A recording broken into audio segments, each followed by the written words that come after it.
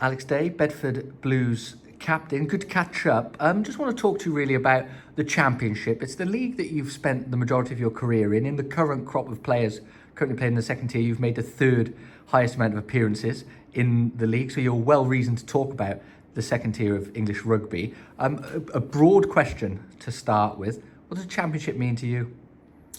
Yeah, I thought a lot about this. Obviously, I've spent majority of all my senior rugby career pretty much playing in the Championship. Obviously, I had a couple of stints at different areas, which wasn't in the Champ. But yeah, I'd say the majority of my time has been spent in this league. It's one I'm hugely fond of. As we were saying before, some of my best friends I've met in this league through a couple of clubs, and it's one that's given me so much. Yeah, I love it. In terms of the first phase of your Championship experience, it got you the move to the Premiership. You are one of thousands, hundreds, countless list of names of players to move from the Championship to the Premiership. How vital is the Championship in terms of that breeding ground for the top tier of English rugby? Yeah, no, it's massive. I feel obviously I started my career at Northampton and I went down to the Championship just because I wanted to play more regular first team rugby and not be stuck in a system where you're sort of holding a bag most weeks. So I dropped down first and foremost to Cornish Pirates, and I had 4 amazing years there. And to be honest, I learnt most of my rugby most of my rugby career was spent there learning the trade of men's rugby, what it's about. And then obviously, I got the opportunity to go to Saracens, which was amazing. Again, learned a lot there. Obviously, I know we played a bit in the Championship there. But yeah, I think the step down is perceived to be bigger than it is, I feel. And for players, there's a lot of players out there who are at these big Premiership clubs who don't play too often. And for me, it's the best way to learn or enjoy what you want to do is by playing, and the Championship's given me that over quite a while now. So it's been an amazing journey so far. In that second phase, which you're currently still in here at Bedford, moving from Saracens to join us here at the Goldenton Road, that transition probably allowed you to look a little bit of your post-career as well, and you've transitioned into work outside of the game. The Championship at the moment, it's allowing a lot of players to do that, and a lot of players are thriving and succeeding in the current model. Yeah, no, definitely. I think Bedford get it really spot on in terms of how we do things. We've got some, everyone here is ambitious. We want to do really well. We want to push on. We want to win every game. But that post-rugby career does come.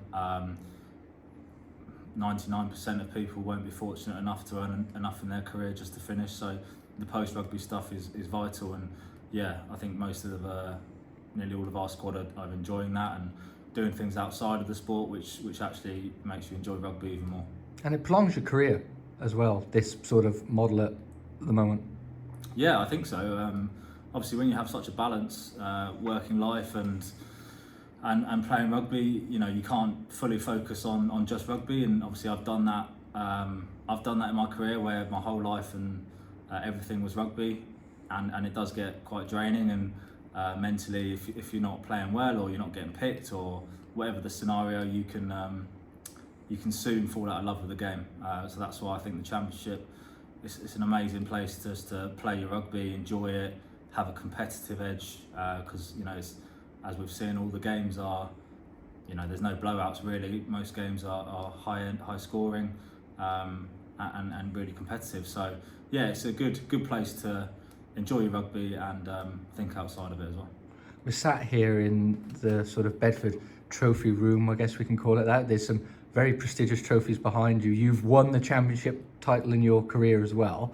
Some of your best rugby memories have come in this league, including that trophy when you were in the Northampton setup, when they won the Premiership and did all those kind of things. The Championship's been kind of where you've had some of your greatest days on the field as well. Yeah, no, definitely. I always look back on on rugby, and you rarely remember the games, but you remember the memories. Whatever that may be. If you say to players, "Oh, what's your favourite game?" most people struggle to think of one which really sticks out. But it's the people we meet along the way, and I've been fortunate enough, definitely in the majority in this league, is to have some amazing memories. Obviously, the few good nights out, and meet some of my best friends and friends for life. You know, we've been to boys' weddings, they've been to mine. People having kids around each other, so it's an amazing place, and yeah, I definitely think it's undervalued. And the current guys of the Championship, competitive games, as you've already spoken about, still remains a very good development pathway. But one thing that's really shone through in the last few weeks, the crowd support, how people are really rallying behind the Championship. Sell out here at Gordon's Road News Day, sell out at Coventry on Boxing Day, and various different things.